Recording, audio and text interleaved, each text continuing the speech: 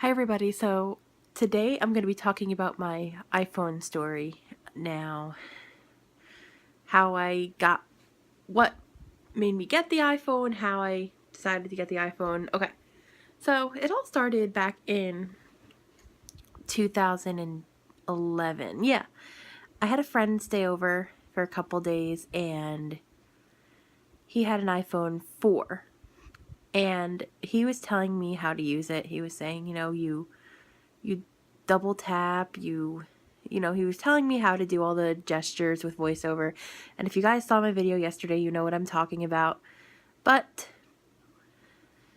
he was telling me how to use it and I wasn't really interested. I was like, oh, the whole thing's a touchscreen. I want a phone with buttons. I wasn't really interested. And he let me play with it for a while.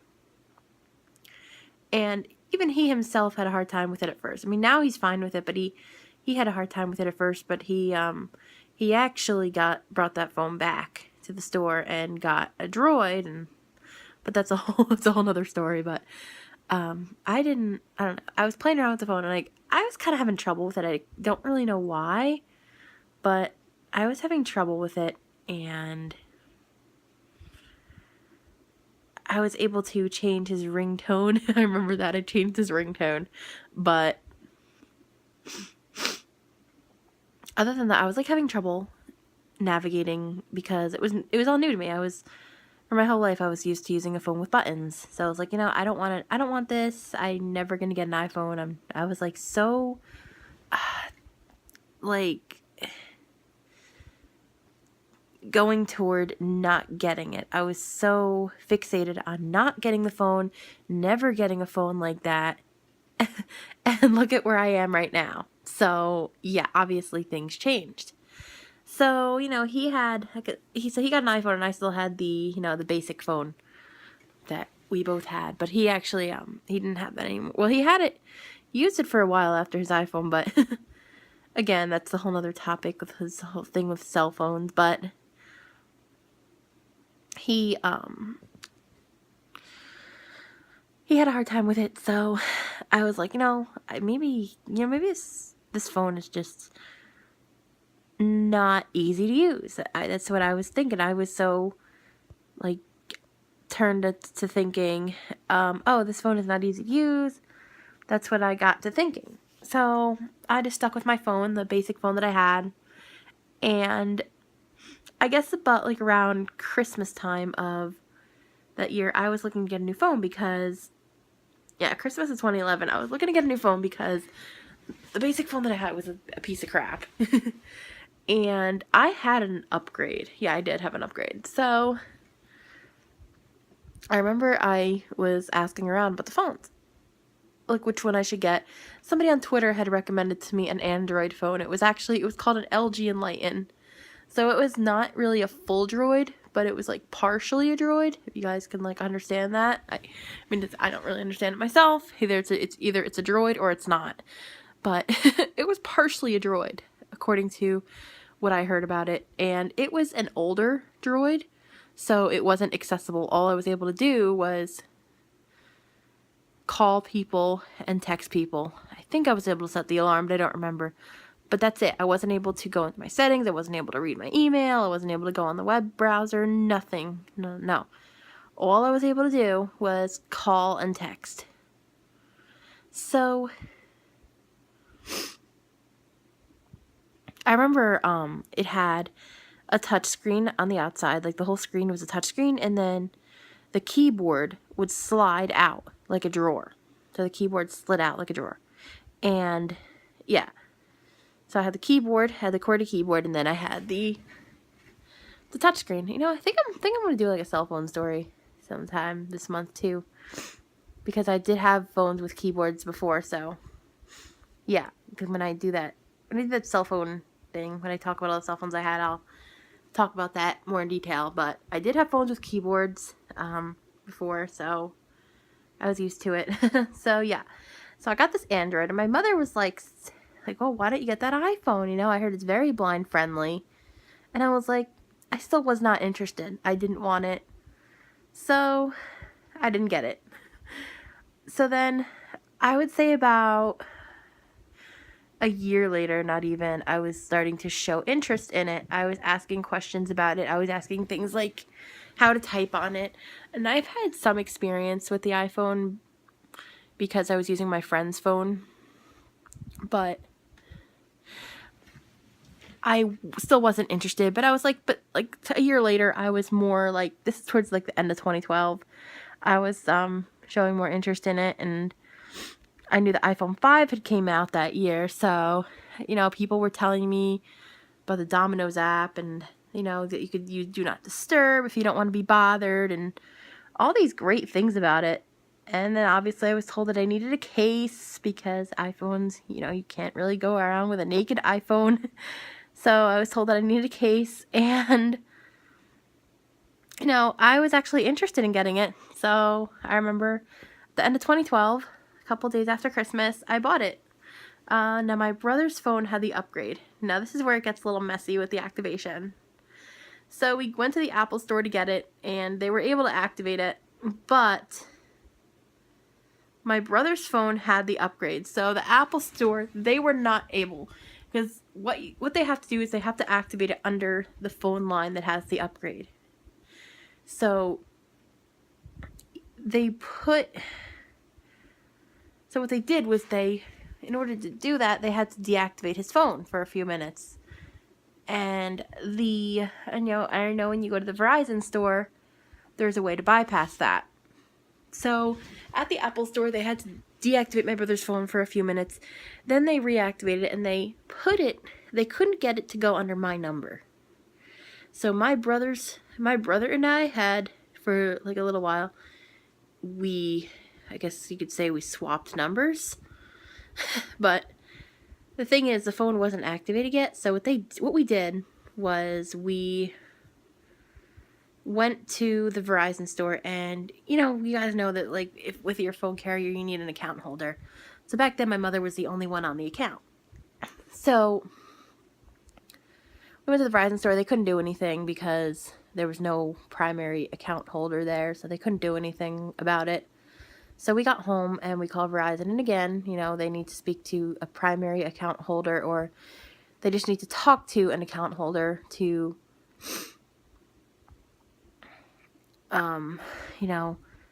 just let them know that so they know who the account holder is. So we got home and we had to call my mom. We had to give this person, the Verizon person, my number, or my brother's number. I don't know whose number we gave, I forget, but we gave them my brother's number, and they called us back, and they said, we spoke with your mom. I don't really want to say her name, but they said, we spoke with your mom. Well, they said her name, but I don't want to say her name, so, because I don't know if she really wants her name out here on YouTube. So she said, we spoke with your mom, and and then they helped us. So what they did, okay, so this is the thing I didn't get. Okay, they said that the iPhone had an embedded SIM card, and you had to wait for it to activate. Like, you had to wait a few hours. So I kept having my phone on and off. Like, I had my phone off, and then I had it on again just to see if it activated. And then one time I turned it on, and it was working. And it took a few hours to activate. So once it was activated, I was texting. I was texting and calling people. And I remember I had a friend who was like, and I told him I got a new phone, and he was like, back when I had my Android, it was saying text message, and he said, oh, did you get your iPhone today? It still says text message. It doesn't say iMessage. I'm like, and I told him what happened. The whole activation process was not easy, to say the least. So once we got it activated, it was working fine for about a week. And then I remember, I don't know if this is like, I don't know if this is like, this ties into each other, but I once spilled juice on my phone. Or not, a little bit got on my phone because I didn't have a case right away. So like the second day I had it, I spilled juice on it. But like the more the juice got on the table and on my headphones rather than on the phone itself. Only like a little bit got on the phone. So I wiped it off, cleaned up the mess obviously, and I noticed a couple of days later, the phone kept saying that I had no SIM card installed, when I know I did. So basically, my phone was an iPod.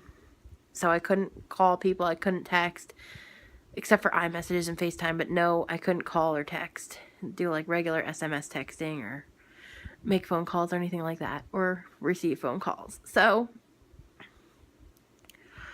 I tried everything. I tried restarting my phone. I tried giving my phone a soft reset.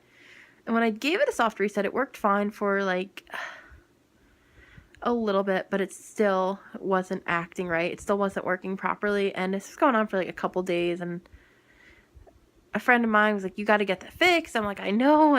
And it just wasn't acting right. So I finally, because it wasn't working right for a few days. So what I did was I asked my brother if I could use his phone to call Verizon, and he helped me through it. He helped me, because obviously I couldn't use his phone because it was an Android the whole thing was a touchscreen, so I couldn't use his phone, and I would have needed his help anyway, because I knew they were going to help me troubleshoot. So, first person that we talked to wasn't very helpful because they need to talk to an account holder, and she wasn't home. So, they called her while she was out, and, my mom was like, we called my mom, and my brother asked her, "Oh, did you get some call from some 800 number?" And she said, "Yeah, who is that?" And he said, "It's Verizon. Kristen's trying to fix her phone." And now that she was aware of it, she actually, she picked up. So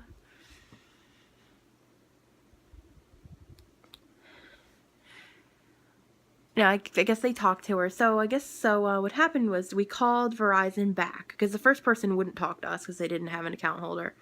So we called them back, and they actually were nice enough to help us without having to contact an account holder, because my mother, since we made her aware of it, she was going to answer her phone when she saw that number coming up again. So they helped us through it. So they walked us through it. They told us what to do. So basically what we had to do is we had to take the SIM card out. So we needed something really small. We had to take the case off. I had an OtterBox case at the time, so it was like, took forever to get it off. But we had to take the case off, and then we had to take something really small, like usually, if you guys know, the SIM card tray is extremely small, so you need something like a push pin, and a very small object, like a push pin, the end of a paper clip, maybe even a sewing needle, but you don't want something too sharp because you don't want to, I don't know if it would damage the phone, but maybe even a needle that you used to do needlepoint. I feel like that would work too, because that's not sharp at all. So, yeah. So, and those of you guys that have done needlepoint in the past know what I'm talking about. So, okay. So, what we did was we fixed the phone. We took the SIM card out, and it was dirty. My brother said it had some gunk on it or something, and that's probably, some of the juice probably got into it that I spilled, because how else would it have gotten dirty if it wasn't out of the phone? So what we did was we just wiped it off. My brother, I think, just used his shirt to wipe it off. We put it back. We left my phone out of the case just in case we had to take it out again. And then we tested it. We had to turn my phone off to do this. So we turned my phone back on, and it was searching, and then, it said Verizon, and, the Verizon store, how they call you, they send you a text message to see if it went through. So both went through, the call and the text went through, and then they had me make a phone call and send a text message to see if it worked. So I think I sent a text message. They gave me a number to send a text to. And I think for the phone, I called my brother's phone. Yeah, I think I did, because, and then he saw that he was getting another call. So I called my brother's phone, and, yeah. So that's basically what happened. I called my brother's phone. I texted the number that they told me to text. Well, actually, I think I actually texted his phone. I don't remember, but every little detail. So I think I texted and called his phone, and then he was able to see that he got it, even though we were on the phone. So when we tested everything and everything was okay, you know, we hung up with Verizon, obviously, and the phone worked. You know, it worked ever since. So I haven't had a problem with it ever since, and I was actually really mad, and to the point where I was almost going to go back to my Droid, but I didn't. I wanted to take care of it, and I did. So yeah, and then a voiceover turned off by itself, and I had to go and turn it on through iTunes, which was annoying because the phone and the computer communicate with each other, so I was able to do it that way. And then 3 months into me having the iPhone, my phone wasn't charging, and I didn't know why. So I was like, okay, this is really strange. So I tried different outlets. It wasn't charging. I thought it was the cable, and I charged it on my laptop, and it worked. So it turns out that the power brick went bad. I actually went through two of them. One of them, the prongs bent, and one of them I had pushed against the bed and went bad. But that's why I have a little side thingy, like, since it has a little, like, plug on it, and then you just put it, and it's flat, so you push it against something, it won't affect the brick. So the power brick went bad. I remember a friend of mine, he has a little USB light for typing, and he plugged it in to the brick, and then he plugged the brick into the wall, and it didn't light up. So that's how he knew the brick was done. So I had a lot of problems with my iPhone 5 when I first got it, you know, between the SIM card, it not recognizing the SIM card, and then it not charging, the Apple brick going bad. Because I pushed them against the bed because, you know, I have a bed against the wall. So I did that twice, and one time the prongs actually bent.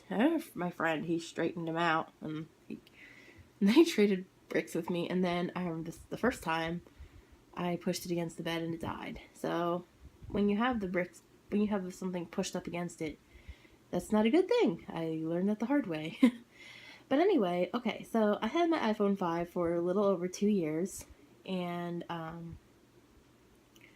it was great, you know. I was downloading apps immediately. You know, I got an iPad mini in between, I got an iPod Touch, you know, and they work the same way. So, you know, I wanted an iPad. I was like, my work, because I was working when the first summer that I had the iPhone 5, I was working, so I wanted the iPad. I saved up my work money to get it.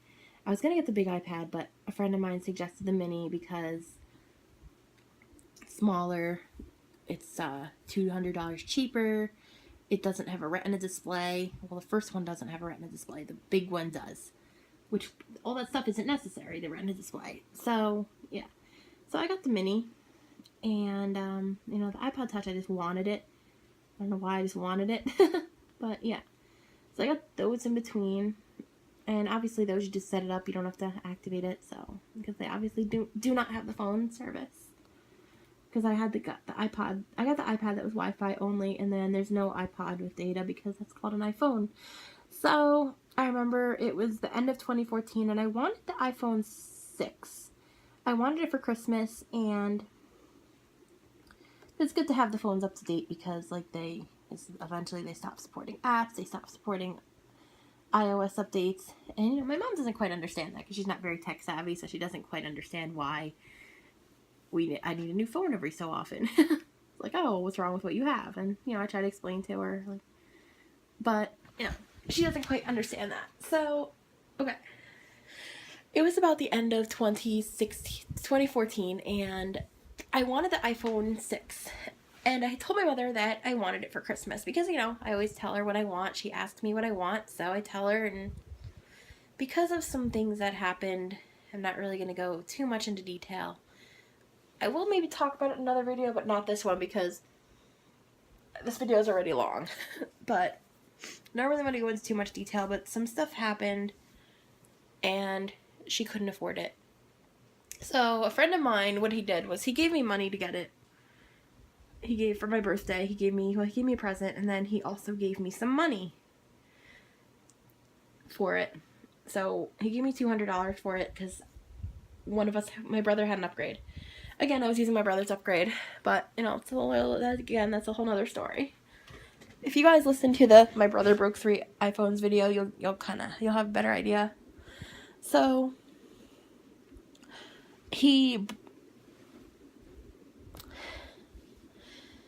I used his upgrade, and again, this time it did not deactivate my phone. They were able, since I got it from a Verizon store, they were able to bypass that. So I got it in January. Now, I didn't have to pay $200 because I was on an Edge program. Verizon does not have this program anymore, but what it is that you can upgrade after 18 months, and you pay the phone off a little bit each month. You upgrade after 18 months, and you pay, and then what you do is you give the phone back, which is, I don't really like that, because if the phone breaks, you can't really use it as a spare. You don't have a phone to use as a spare if someone's phone breaks. So I don't really like that, but of course they don't tell you that. I found out from somebody else, because if you knew that, people wouldn't do it. So yeah. So you had to give the phone back, but they discontinued that program, so now I don't have to give my phone back, because they don't do that anymore. So yeah, so I only had to pay $95 for the phone. And I got a 16 gig phone, which I probably could have gotten a 64 gig phone, because at the time they didn't have 32 gig, and 32 gig was the perfect size. But I probably could have gotten the 64 gig, because with that Edge program I had the money for it, So I actually regret getting the 16 gig phone, but I don't know. I mean, there's nothing really I can do about it now, so I guess I'm fine with what I have. I remember I was supposed to get it a day earlier. I got it on January 20th. I was supposed to get it on January 19th, but there was a payment on our account that didn't clear yet, so all payments have to be cleared before you can buy a phone. That's the way it works. So yeah. So we went one day after school to get it, and I did the iCloud backup, and I like how it puts everything back the way you have it. So I just had to log into all my apps again. I just let it charge overnight, and it did the backup overnight, because the phone just has to be plugged in and locked and connected to Wi-Fi, which all 3 of those things were happening. So my phone was locked, plugged in, connected to Wi-Fi. So yeah. So that was basically it with my phone story. So I still have the iPhone 6 currently, to this day.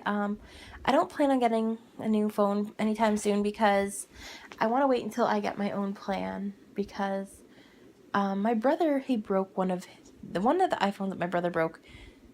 My mother's still paying off a broken iPhone, which that's the thing that sucks about family plans. And I want to wait until I can get my own plan, so she's not paying my phone off. Because right now I own this phone outright, because in order for my brother to upgrade, he had to finish paying my phone off in order to get his success that he has right now. So he had to finish paying off my phone in order to upgrade, and so I own my phone outright, and right now my phone is still under contract, but that was because he used my upgrade to get a new phone.